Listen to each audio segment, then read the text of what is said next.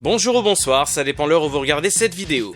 Pendant longtemps, le cinéma fantastique a été considéré comme un genre à part. Trop bizarre, trop violent, trop différent. Et pourtant en France, il a eu droit à sa mise en lumière avec le Festival international du film fantastique, d'abord à Avoriaz et ensuite à Gérardmer. Durant des années, le festival a permis de faire découvrir au public des films devenus cultes aujourd'hui et a donné une vraie place au cinéma d'horreur, de science-fiction et fantastique. Mais comme dans tous les festivals, on a souvent eu droit à des vainqueurs discutables pour être poli. Des fois, le Grand Prix est remis à un très mauvais film comme Dream Lover en 1986, Le Loup-garou de Paris en 1998 ou Une Violent Nature en 2025. Souvent le film est correct, mais c'est quand on le compare au reste de la sélection que ça fait mal. Genre Patrick qui gagne face à Halloween et l'invasion des profanateurs, Darkseid qui gagne face à Cabal et l'échelle de Jacob, Trouble qui gagne face à Saw et Calvaire, etc. Et aujourd'hui on va parler d'un film qui est souvent cité parmi les plus gros vols du festival. Mesdames et messieurs, je vous présente L'Ascenseur, sorti en 1983.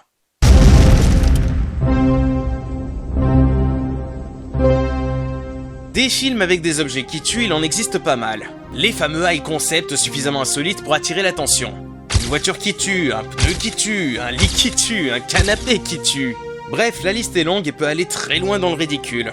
Mais concernant l'ascenseur, l'idée de départ est loin d'être bête. Car c'est un truc que tout le monde utilise et que beaucoup de gens détestent déjà de base. La peur de rester coincé, la panne entre deux étages, les portes qui se ferment trop vite, les câbles qui lâchent. C'est une angoisse hyper commune. Donc forcément, transformer un ascenseur en machine à tuer, sur le papier, ça peut marcher. Et c'est aux Pays-Bas qu'un réalisateur du nom de Dick Maas, pour son tout premier film, va mettre en scène cette idée au début des années 80. À l'époque, le cinéma fantastique hollandais est quasiment inexistant.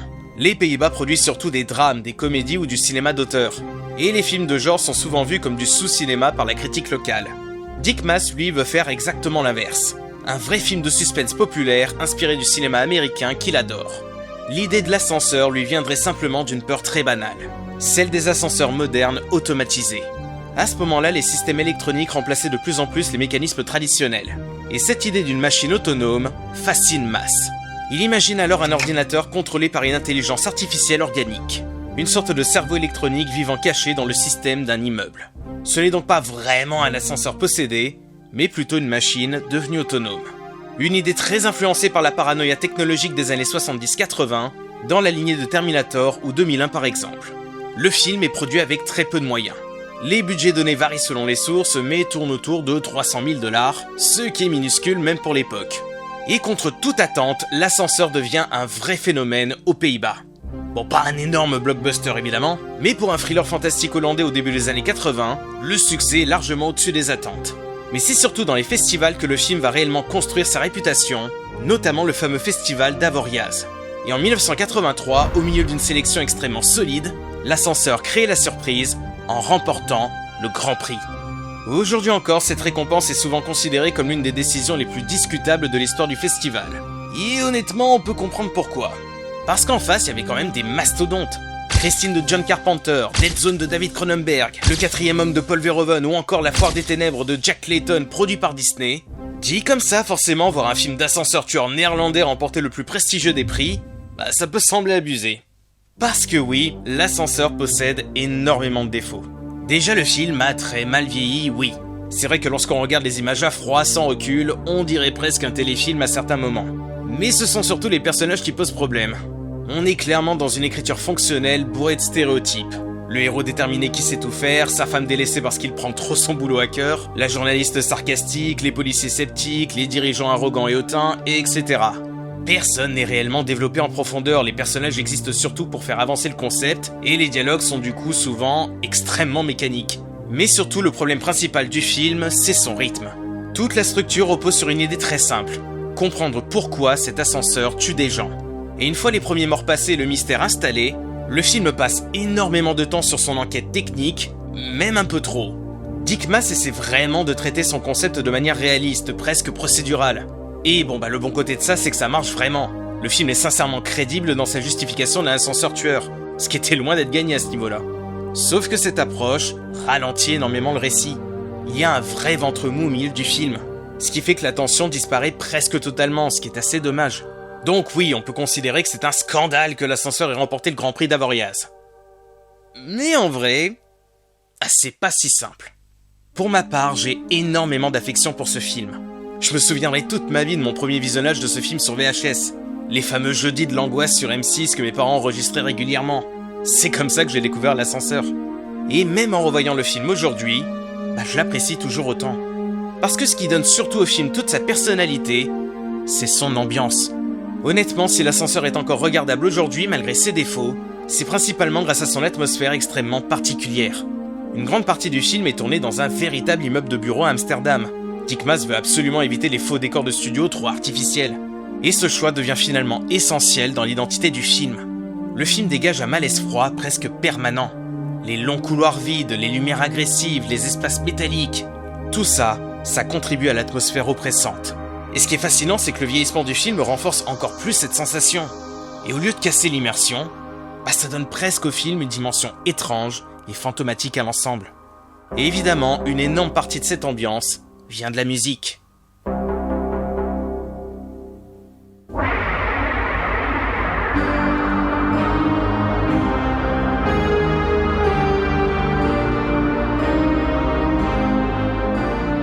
Cette bande-son synthé ultra minimaliste typique des années 80 colle parfaitement au film.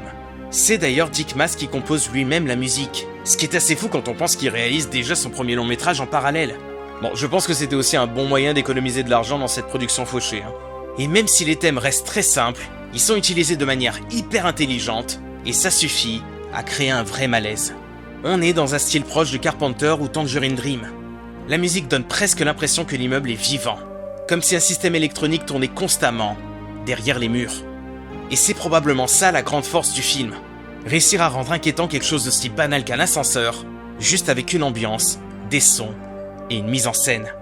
Parce qu'au fond, quand on repense à l'ascenseur, on se souvient moins du scénario que de cette sensation bizarre et oppressante qu'il laisse pendant tout le film.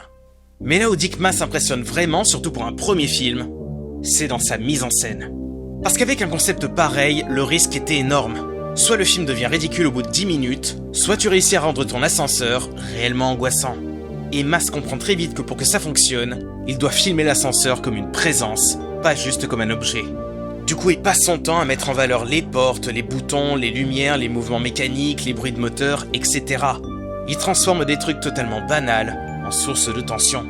Une simple porte qui se referme devient inquiétante, juste grâce au cadrage et au son. Tu sens dans les cadres le perfectionnisme de Dick Maas, au point même où cette exigence devenait parfois ingérable pour la production. Comme il s'agissait de son premier long métrage, Maas voulait tout contrôler. Les cadrages, les mouvements de caméra, les éclairages, etc. Il travaillait avec une précision presque maniaque. Le problème, c'est que le tournage prenait beaucoup de retard. Le producteur commençait alors à s'inquiéter du budget et du temps perdu. Les tensions devenaient tellement importantes qu'à un moment, Maas aurait été même temporairement viré du tournage, avant de finalement revenir le lendemain, terminer les scènes restantes. Le licenciement le plus court de l'histoire du cinéma.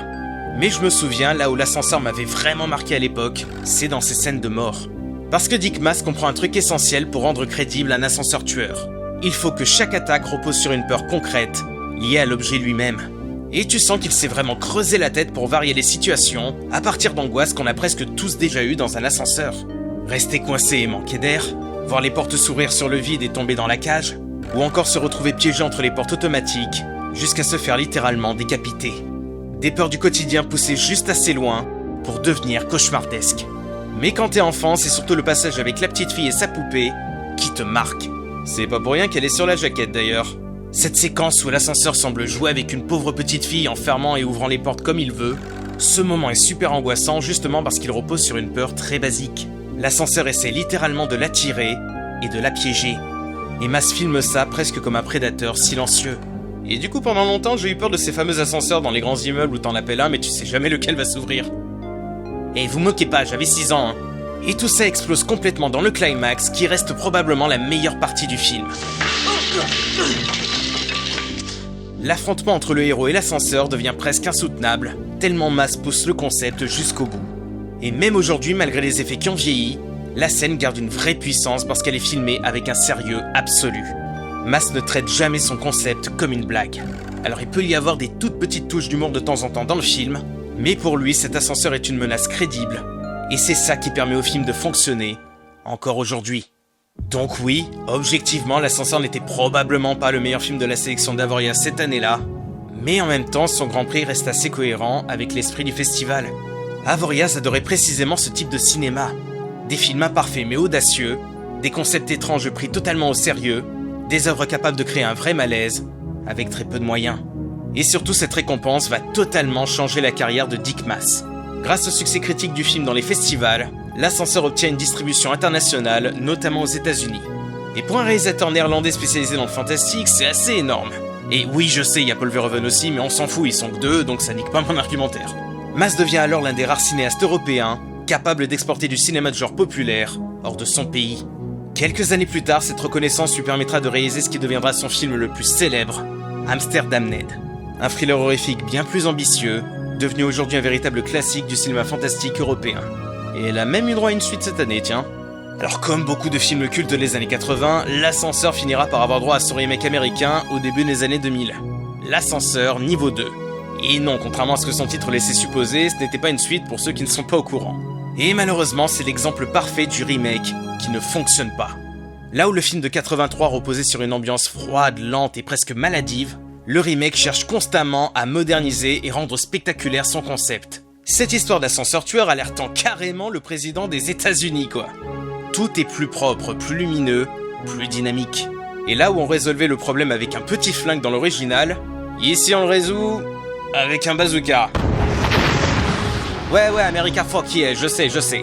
Bref, le remake transforme un cauchemar étrange et minimaliste en thriller générique. Thriller générique qui a beau avoir plus de budget, il a l'air beaucoup plus cheap, quoi. Mais oui, on y croit que vous êtes sur le toit d'un immeuble, on y croit. Résultat, le film sort presque dans l'indifférence générale et disparaît très rapidement des mémoires. Je l'avais vu quand j'étais petit et je m'en souvenais que pour une seule chose, la scène où le gamin pisse de peur dans l'ascenseur. Oui, ça en dit long sur le niveau du film. Et quelque part, cette différence résume parfaitement pourquoi l'original continue encore aujourd'hui à fasciner certains amateurs du genre. Parce que L'Ascenseur, ce n'est pas simplement un film sur un ascenseur qui tue des gens. C'est un film sur une époque. Une époque où le cinéma fantastique pouvait encore prendre les concepts les plus absurdes du monde et les traiter avec sérieux. Une époque où des réalisateurs passionnés fabriquaient des séries B imparfaites, mais profondément personnelles et passionnées. Et surtout, une époque où un simple ascenseur pouvait devenir une source d'angoisse durable, juste grâce à une ambiance, une mise en scène et quelques notes de synthé. Et honnêtement, après avoir regardé le film, je m'estime plutôt heureux d'habiter au rez-de-chaussée.